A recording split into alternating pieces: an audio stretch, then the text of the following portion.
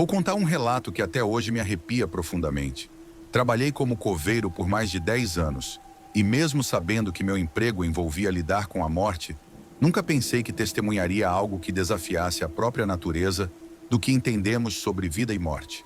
O que aconteceu comigo e meus colegas naquela noite ainda me atormenta, e tenho certeza de que jamais serei o mesmo. Era uma noite especialmente fria e silenciosa, um inverno que parecia mais sombrio do que os anteriores. O cemitério onde eu trabalhava ficava em uma área isolada, afastada do centro da cidade. Muitas das sepulturas ali eram antigas, algumas com décadas ou até séculos de idade. Naquele dia, tínhamos enterrado um senhor idoso que havia falecido de causas naturais. O enterro foi simples, com apenas alguns familiares presentes. Eu, meu colega Roberto e o zelador do cemitério, João, ficamos encarregados de fechar a sepultura após todos irem embora. Era uma tarefa rotineira, mas algo naquela noite parecia diferente. Depois de terminar o serviço, decidimos dar uma última volta pelo cemitério antes de ir embora. O vento assobiava entre as lápides e a sensação de estar sendo observado crescia dentro de mim. Enquanto caminhávamos entre as fileiras de túmulos, percebi que algumas das sepulturas antigas pareciam ligeiramente deslocadas, como se algo tivesse movido a terra. Parei e chamei a atenção de Roberto. "Você está vendo isso?" perguntei, apontando para a terra remexida ao lado de uma lápide coberta de musgo. Ele franziu a testa e se abaixou para olhar mais de perto. "Estranho. Parece que alguém mexeu aqui, mas não tinha nada programado para essa área." O cemitério tinha suas peculiaridades. Vez ou outra, lidávamos com vandalismo ou até mesmo com tentativas de roubo de objetos deixados nas sepulturas. Mas aquilo parecia diferente, como se a própria terra estivesse se movendo de dentro para fora. Roberto e eu ficamos ali, olhando para o solo mexido, quando ouvimos um ruído distante. Era um som sutil, mas claramente vindo debaixo da terra. Algo, ou alguém, estava se movendo. João, que estava um pouco mais à frente, voltou até nós ao perceber que havíamos parado. Quando ele se aproximou, também ouviu o som. "Não estou gostando nada disso", disse ele, com um tom nervoso na voz. "Vamos sair daqui." Mas antes que pudéssemos tomar qualquer decisão, o som aumentou. Era como se algo estivesse arranhando o interior da terra. O pavor tomou conta de nós, mas como coveiros, éramos treinados para manter a calma em situações difíceis. No entanto, isso não parecia ser algo que qualquer um de nós estava preparado para enfrentar. De repente, o solo na sepultura à nossa frente começou a se mover. Lentamente, como se algo estivesse empurrando a terra de dentro para fora. Fiquei paralisado, e Roberto deu alguns passos para trás, seus olhos arregalados em choque. Isso não pode estar acontecendo", murmurou ele, incapaz de tirar os olhos do que estávamos vendo. O chão se abriu, e o que vimos em seguida foi o que eu jamais poderia esquecer. Uma mão pálida, enrugada, emergiu da terra. Não era possível. O senhor que enterramos mais cedo, havia algo de errado com aquele corpo. Mas antes que qualquer um de nós pudesse reagir, a mão se ergueu completamente, e o corpo começou a subir para fora da sepultura.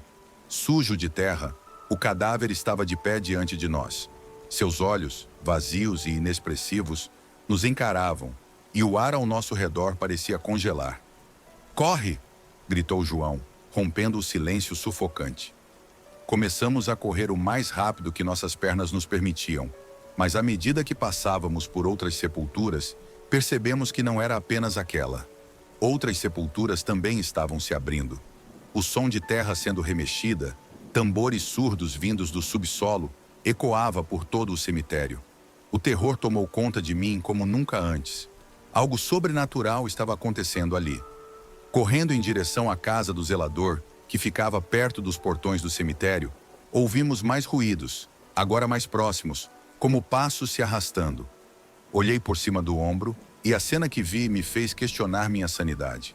Pelo menos uma dúzia de figuras encurvadas, sujas de terra, saíam das sepulturas e vinham em nossa direção. Seus movimentos eram erráticos, como se estivessem sendo forçados a se mover por alguma força invisível. "O que está acontecendo?"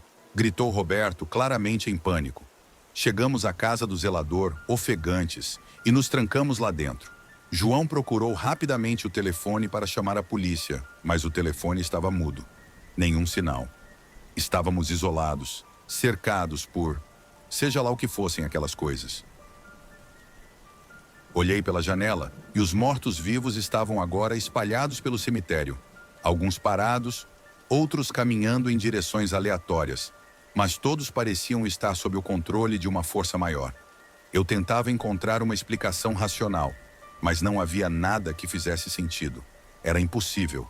Mortos não levantam de suas sepulturas, e aquilo estava acontecendo bem na minha frente.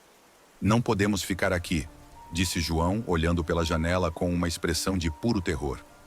Eles vão nos encontrar. Minha mente estava a mil. Precisávamos fazer algo, mas fugir parecia uma opção insensata naquele momento. Foi então que algo bateu violentamente contra a porta da frente. Todos nós congelamos. Outra batida, mais forte dessa vez. Algo ou alguém queria entrar. Roberto pegou uma pá que estava encostada na parede e ficou perto da porta, pronto para o que quer que estivesse lá fora. Mais uma batida. A madeira começou a ceder. O pânico se espalhou por nós, mas antes que pudéssemos reagir, a porta foi arrombada. O que entrou ali não era um cadáver como os outros. Era uma figura alta, encapuzada, com um manto negro que mal deixava à mostra o rosto. Seus olhos brilhavam no escuro, emitindo uma luz fraca, mas ameaçadora. Havia algo de demoníaco naquela presença, algo que parecia além da compreensão humana. Era como se a morte em si tivesse vindo buscar sua dívida, trazendo os mortos como seus servos. Roberto tentou atacá-la com a pá, mas foi em vão. A figura levantou uma das mãos e, com um gesto, fez com que a pá se partisse em pedaços, jogando Roberto contra a parede com uma força brutal. João e eu estávamos em estado de choque. A figura se aproximou lentamente de nós, e quando finalmente abriu a boca para falar, sua voz não era humana. Era um som profundo, gutural, que ressoava diretamente em nossas almas. Vocês profanaram o descanso dos mortos, agora pagarão o preço. João começou a murmurar uma oração, mas antes que ele pudesse terminar, a figura fez outro gesto, e o corpo dele caiu no chão, sem vida. O medo me consumia por completo e, em questão de segundos, tudo ao meu redor se desfez em escuridão. Acordei horas depois, quando o sol começava a nascer. Estava sozinho no cemitério. Não havia sinal de João, Roberto ou daquela figura sinistra. As sepulturas estavam fechadas, como se nada tivesse acontecido. Mas eu sabia o que tinha visto. Eu sabia que algo havia sido desencadeado naquela noite. Deixei o trabalho de coveiro no dia seguinte. Nunca mais voltei àquele cemitério. E cada vez que passo perto de lá, sinto o mesmo frio que senti naquela noite. Não sei o que realmente aconteceu, mas tenho certeza de que não fomos apenas testemunhas de um fenômeno sobrenatural. Fomos parte de algo muito mais sombrio e macabro do que qualquer um de nós poderia imaginar.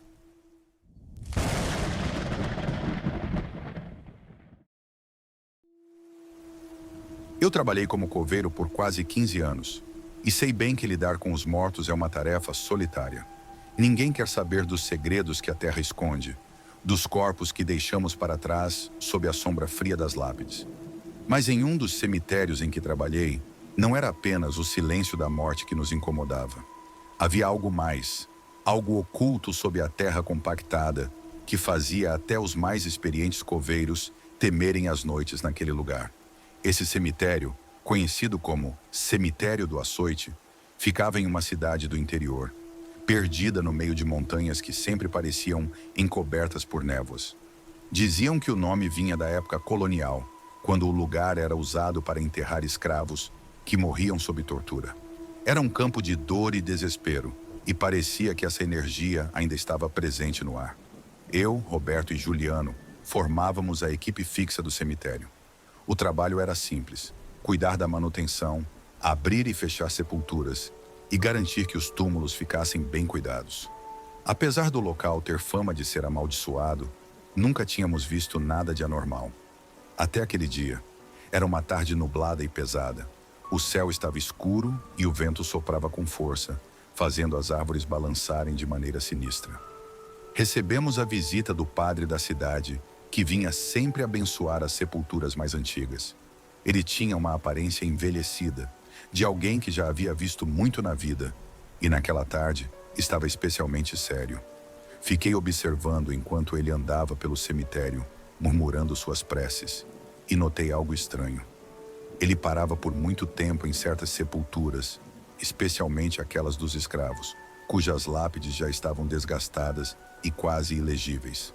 Quando o padre terminou, veio falar conosco, mas com uma expressão preocupada. Há algo que vocês precisam saber, rapazes. Esse lugar, há uma maldição enterrada aqui, uma dor que nunca foi aplacada. Nós três nos entreolhamos, sem entender ao certo o que ele queria dizer. Juliano, o mais jovem de nós, foi o primeiro a quebrar o silêncio. Maldição? O senhor quer dizer que o cemitério é assombrado? O padre suspirou e olhou para o horizonte, como se estivesse considerando suas palavras. Não é uma assombração qualquer. As almas que estão enterradas aqui foram condenadas a um sofrimento eterno. E há uma força antiga que desperta de tempos em tempos. Não estou aqui para assustá-los, mas quero que saibam que o que aconteceu aqui no passado ainda está vivo de alguma forma. Roberto, que sempre foi o mais cético, deu uma risada nervosa. O senhor está querendo dizer que os mortos vão se levantar, padre? O velho padre o encarou com uma seriedade que fez a risada de Roberto morrer na garganta. Não exatamente, mas digo que algo se mexe aqui, algo que tenta sair. E quando isso acontece, as consequências são terríveis. A conversa nos deixou todos inquietos. Mesmo depois que o padre foi embora, a atmosfera parecia mais pesada, como se um peso invisível estivesse sobre nós. Tentei não dar muita atenção às suas palavras, afinal, já estávamos acostumados com as histórias de fantasmas que cercavam o cemitério. No entanto, naquela noite, algo mudou. Pouco antes de irmos embora, fomos chamados para fazer o que parecia ser um último enterro do dia. O corpo de um homem que havia falecido em circunstâncias misteriosas estava sendo levado para lá. Era um caso incomum, pois os familiares do morto não apareceram para o enterro. Tudo foi feito de maneira apressada, como se quisessem se livrar do corpo o mais rápido possível. Quando o caixão foi baixado à sepultura, o tempo ficou ainda mais estranho. As nuvens negras que antes apenas encobriam o céu, agora giravam como se formassem um redemoinho. O vento aumentou e parecia sussurrar entre as árvores. A sensação de que algo estava errado era palpável, mas mesmo assim, fizemos nosso trabalho, jogando a última pá de terra sobre o túmulo. Já estava ficando escuro quando Juliano sugeriu que dessemos uma última volta pelo cemitério, antes de encerrar o expediente. Algo nele parecia incomodado, talvez por causa da conversa com o padre. Relutantes, aceitamos. Estávamos cansados, mas eu também sentia que havia algo que precisava ser resolvido naquela noite. Enquanto caminhávamos pelo cemitério, algo chamou a atenção de Roberto. Ele apontou para uma das sepulturas antigas, uma lápide tão desgastada pelo tempo que mal dava para ler o nome. A terra ao redor dela estava revirada, como se tivesse sido cavada recentemente. Nos aproximamos curiosos, mas cautelosos. Ali no meio do chão, remexido, havia um amontoado de ossos expostos ao ar, como se tivessem sido trazidos à tona. "O que diabos aconteceu aqui?" murmurou Juliano, com a voz trêmula. Eu não sabia o que responder. Não havia explicação lógica para aquilo. As sepulturas mais antigas eram raramente tocadas, e definitivamente não havia registro de que alguém tivesse mexido naquele túmulo recentemente. Mas o que aconteceu a seguir nos fez desejar nunca termos visto aquilo. Um som começou a ecoar pelo cemitério. Era baixo, gutural, como um lamento distante.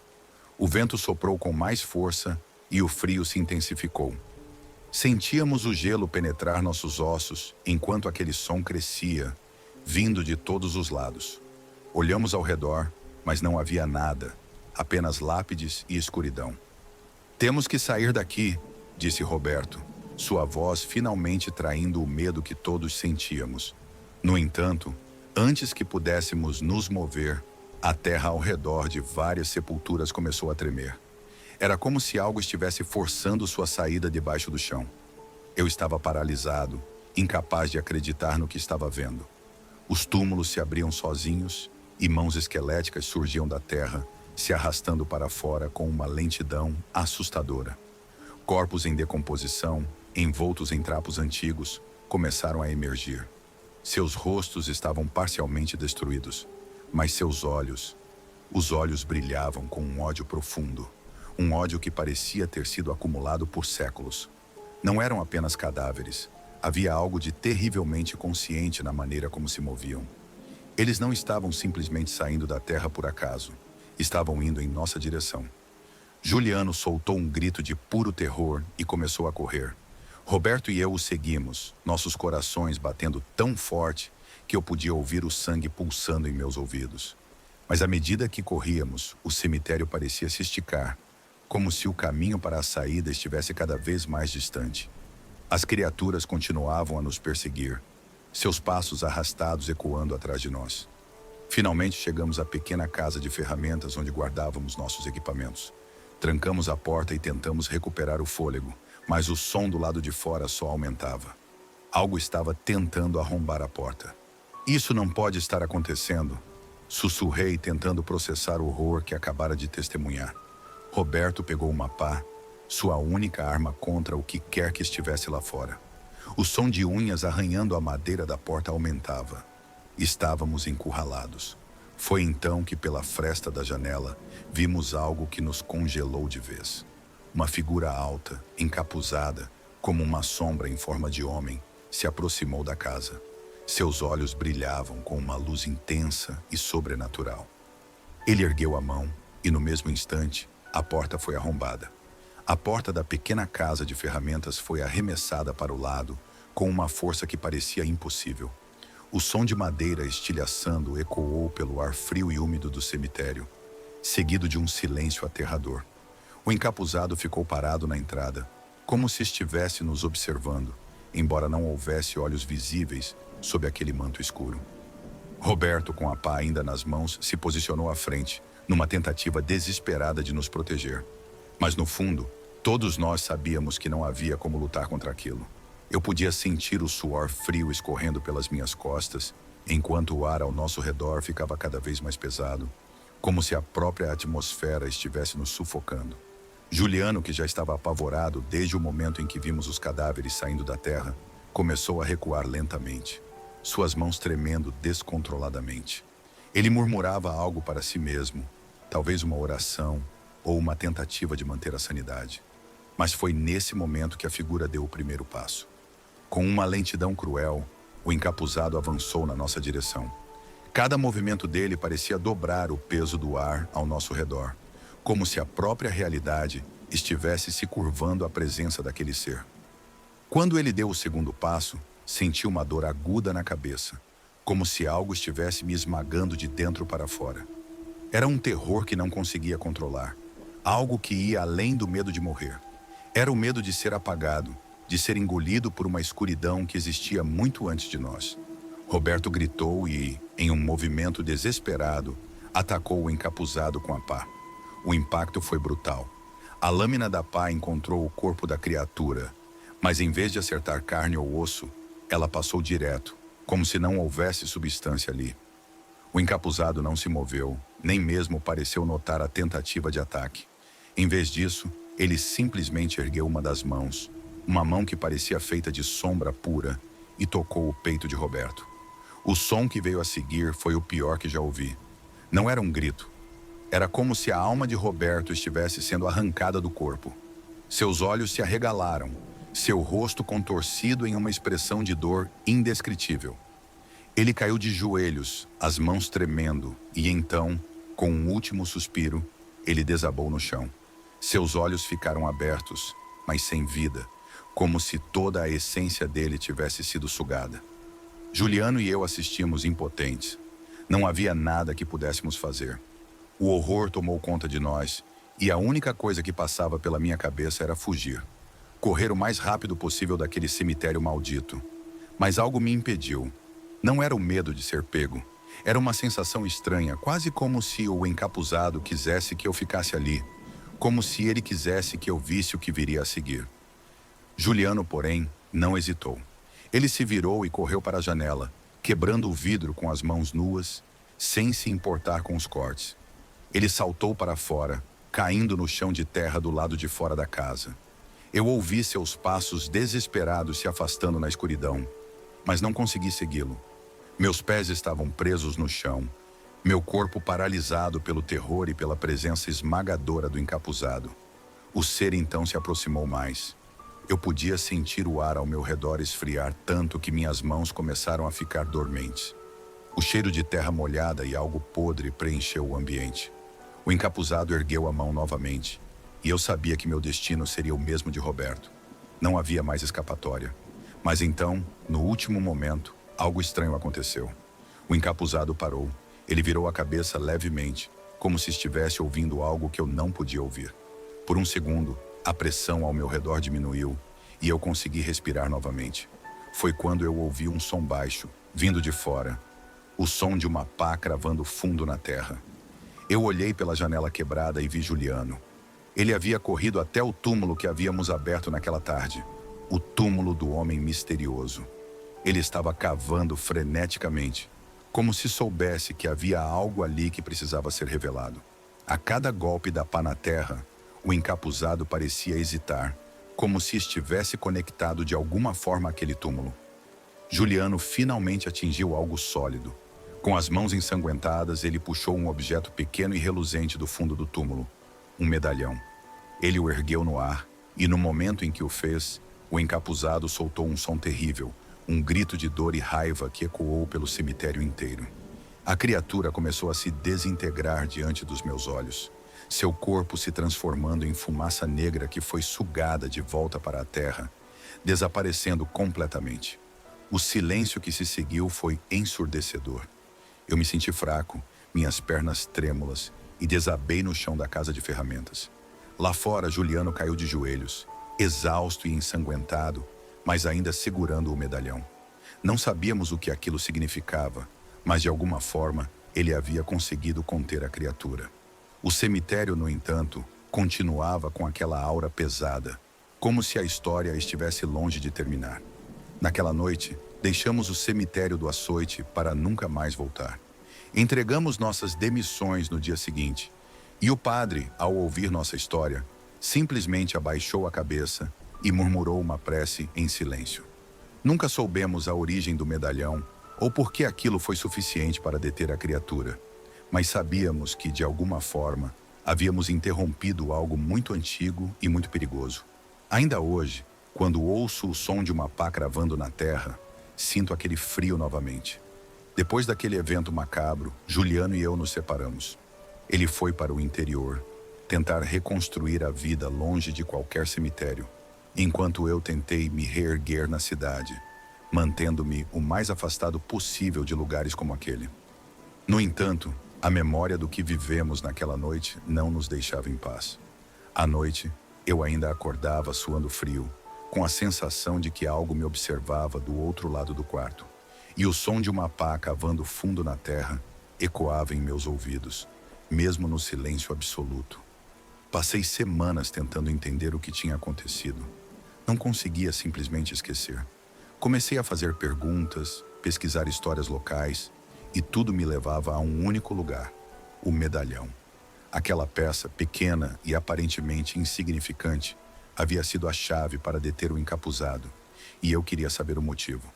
Talvez, se descobrisse sua origem, conseguisse entender o que realmente acontecera no cemitério do açoite.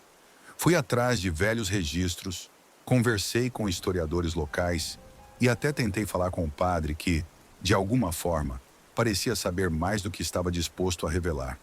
Ele me evitava, sempre esquivando-se com frases vagas e orações murmuradas, como se estivesse lidando com algo muito maior do que eu podia imaginar. Mas um dia, um senhor idoso, que eu encontrei na biblioteca da cidade, pareceu disposto a me ajudar. Seu nome era Álvaro, um homem de mãos calejadas e olhar cansado, que parecia carregar o peso de muitos anos de experiência com o sobrenatural. Ele era o antigo zelador do cemitério e, ao ouvir minha história, Sentou-se ao meu lado com um suspiro profundo. O medalhão que você e seu amigo encontraram não é apenas um objeto. Começou ele com uma voz rouca e baixa. É uma chave para segredos antigos, segredos que deveriam ter ficado enterrados para sempre. Álvaro me contou que o cemitério onde trabalhávamos tinha uma história obscura, muito mais antiga do que qualquer um sabia. Antes de ser um cemitério, aquele lugar era o palco de rituais antigos, rituais de um grupo que acreditava ter encontrado uma forma de controlar a vida e a morte. O medalhão era uma peça central em seus ritos, um artefato que, segundo as lendas, conectava o mundo dos vivos com o mundo dos mortos. Aquele homem que vocês enterraram, Álvaro continuou, com uma expressão tensa. Ele não era apenas um homem comum. Ele fazia parte desse grupo, um dos últimos que tentava reviver os antigos rituais. Ele e seus seguidores acreditavam que, com o medalhão, poderiam abrir a porta para o além e controlar o que existia do outro lado. Mas algo deu errado. Álvaro fez uma pausa longa, olhando diretamente nos meus olhos, como se quisesse ter certeza de que eu estava preparado para ouvir o resto. O encapuzado que vocês viram não era um fantasma comum. Ele era o guardião, um ser que existe para proteger o segredo do medalhão e garantir que ninguém abuse de seu poder. Quando vocês desenterraram aquele túmulo e encontraram o medalhão, despertaram o guardião. O frio que senti naquela noite voltou com força total. O encapuzado não era uma simples aparição. Ele era algo muito mais perigoso e antigo. Algo que existia para manter o equilíbrio entre os mundos. Álvaro continuou, agora com a voz mais baixa, como se estivesse contando o segredo mais bem guardado de sua vida. A única razão pela qual você está vivo é porque o medalhão ainda estava em poder de seu amigo. Mas, se o guardião não o tivesse detido, vocês teriam libertado algo muito pior. Algo que deveria ficar trancado para sempre. De repente, todo o peso daquela noite voltou. Juliano, que estava com o medalhão, salvou nossas vidas, mas também entendi que o objeto era muito mais perigoso do que imaginávamos. Naquela noite, após a conversa com Álvaro, não consegui dormir. Sabia que algo precisava ser feito com o medalhão. Algo que não envolvia apenas deixá-lo escondido em algum canto. Eu precisava falar com Juliano, convencê-lo a devolver o medalhão ao lugar de onde veio. O pior poderia acontecer. Se o guardião estava por perto, outras forças também podiam estar, e não tínhamos controle sobre elas. Viajei para o interior no dia seguinte, para encontrar Juliano. Quando cheguei à casa dele, no entanto, algo estava errado. As janelas estavam fechadas, e a casa parecia abandonada, embora soubesse que ele ainda vivia ali. Bati várias vezes na porta sem resposta. Foi quando ouvi um som baixo, quase imperceptível, vindo de dentro da casa. O som de uma pá cavando fundo na terra. Arrombei a porta, o desespero tomando conta de mim. Ao entrar, fui imediatamente atingido pelo cheiro de terra molhada e algo que só podia ser descrito como a essência da morte. Segui o som até o quarto de Juliano e o que vi lá me aterrorizou profundamente. Juliano estava no chão, de joelhos, cavando freneticamente com as mãos nuas.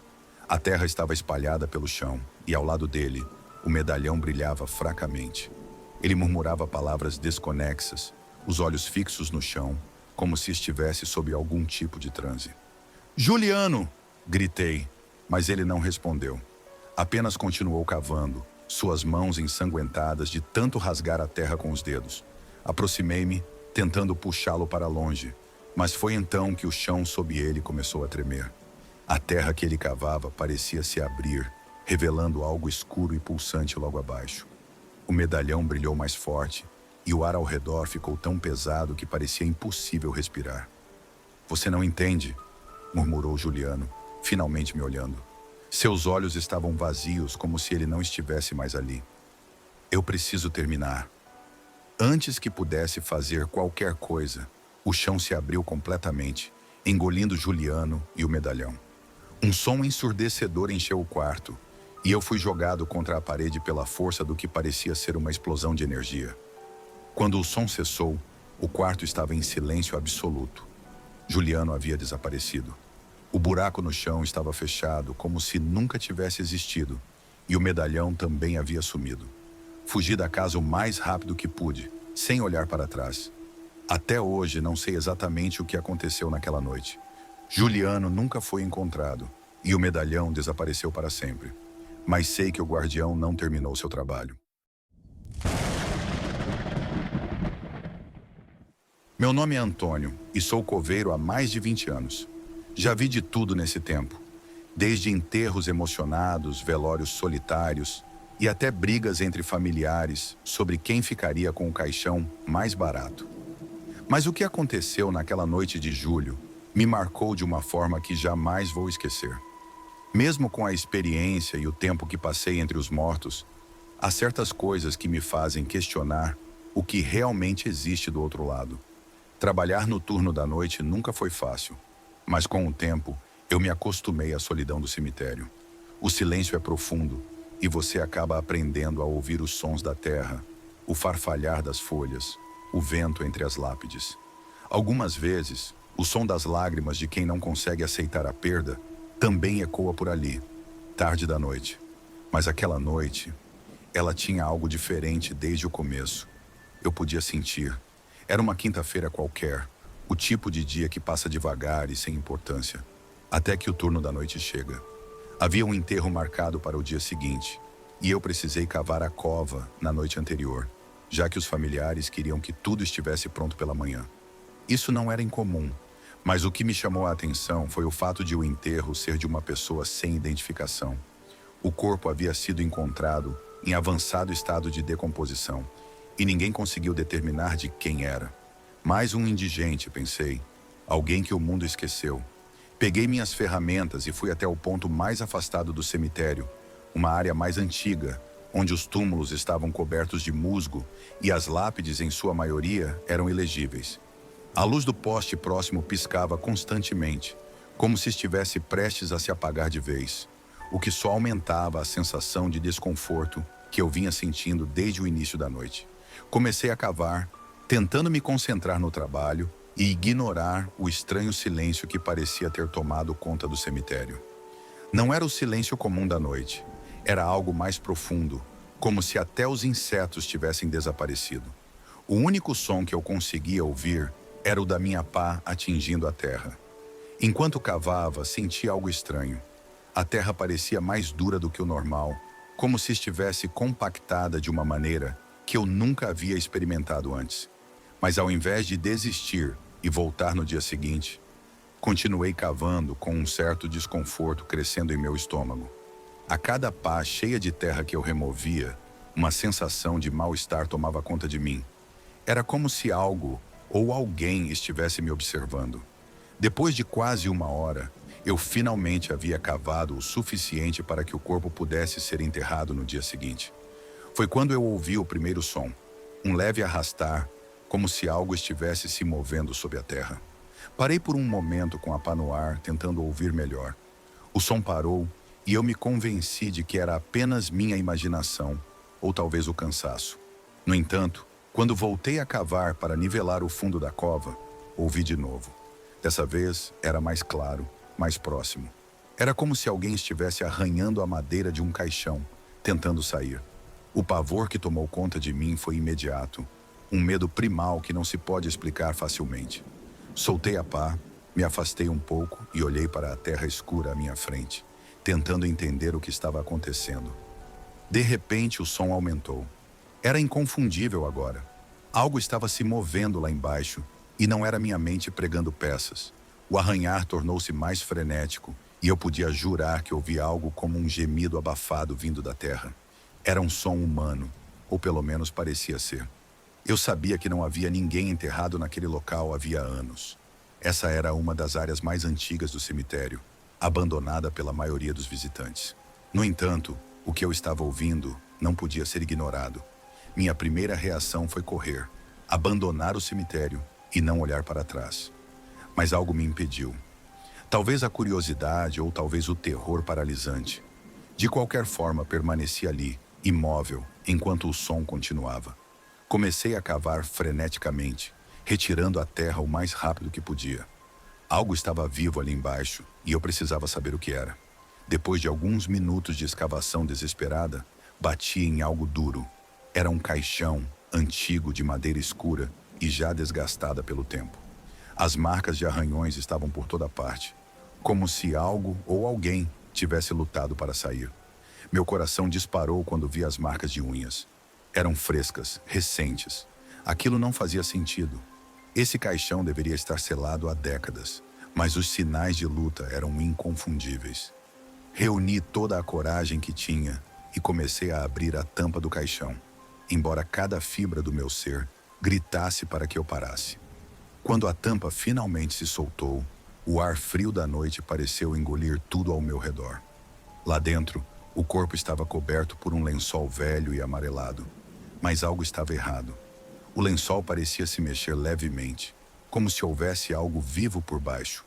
Com as mãos tremendo, puxei o tecido para revelar o rosto do corpo, ali enterrado. Para meu horror, não era um cadáver em decomposição, como eu esperava.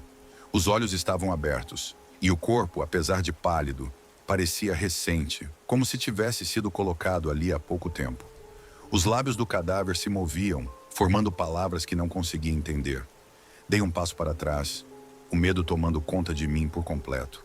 O corpo no caixão se mexeu novamente, e dessa vez eu ouvi claramente o que ele disse. Me ajude, não é minha hora. Corri como nunca havia corrido na minha vida.